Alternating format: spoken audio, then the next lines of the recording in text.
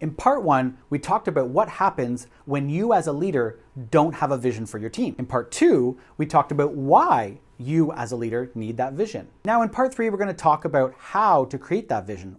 Let's be clear on one thing here. We're not talking about some grandiose plan that's going to transform the company, the department, or even your team overnight. No.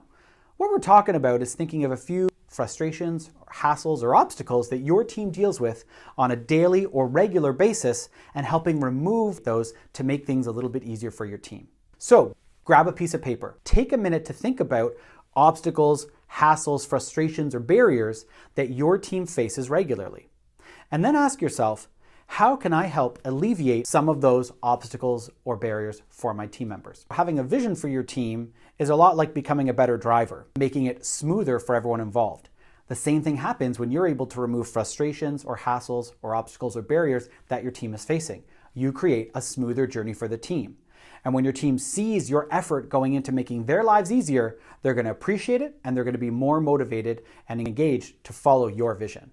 Once you've created that list that your team deals with on a regular basis and you've thought about how you want to make things better for your team, share it with us. Comment, send us a message. We'd love to know what kinds of hassles your team is facing and how you plan to help them overcome those. Now go lead.